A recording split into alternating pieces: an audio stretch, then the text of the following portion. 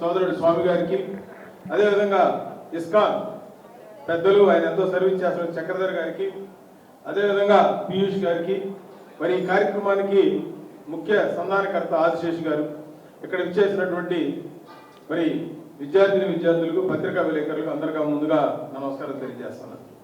మీకు 2 నిమిషాల్లోనే ముగిస్తా. ఎందుకంటే మీరు కనుక తప్పట్లు కొట్టలేదు అనుకో గంట మాట్లాడతా, అది గుర్తుపెట్టుకోండి.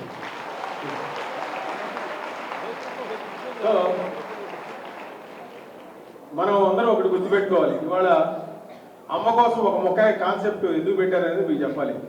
ఇవాళ మన అందరం భోజనం చేస్తున్నామంటే మనం ఏ ఇంజనీర్ డాక్టర్లు కాదు, రైతులు పండిస్తే ఒక వరి గింజ రావాలంటే దరిదాపుగా 150 రోజులు విత్తనం వేసిన దగ్గర నుంచి పట్టకొచ్చి కోత కోసి మిల్లుకి వెళ్ళి మన ఇంటి దగ్గర రావాలంటే 150 రోజుల నుంచి 200 రోజులు పడుతుంది.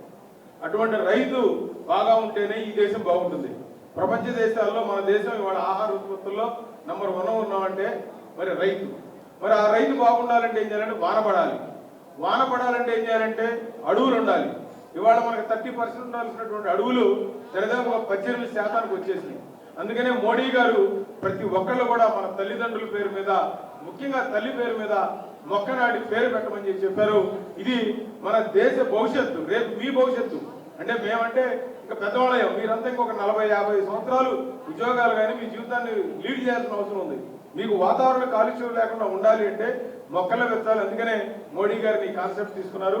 మరి అటువంటిది ఇక్కడ ఉన్నటువంటి చంద్రబాబు గారు కావచ్చు, ఇక్కడ ఉన్నటువంటి క్యాబినెట్ కావచ్చు, మరి దేశంలో ఒక ముందు చూపు ఏదైతే ఉందో అటువంటి ముందు చూపుతో ఈ కార్యక్రమాన్ని ఏర్పాటు చేసినందుకు మీరు మీ ముందుగా మీ అందరూ కూడా మీ తల్లిదండ్రులు లేదా మీ తాతలు ముత్తాతల పేరు మీద, మీ అత్తలు సిస్టర్ల పేరు మీద కూడా మొక్కలు నాటి ఒక మంచి విద్యార్థిగా పేరు తెచ్చుకోవాలని కోరుకుంటూ, మీరు వరదల్లో చేసిన సహాయానికి వాలంటీర్గా పనిచేసినందుకు మరొకసారి ధన్యవాదాలు తెలుపుకుంటూ నేను సెలవు తీసుకుంటున్నాను.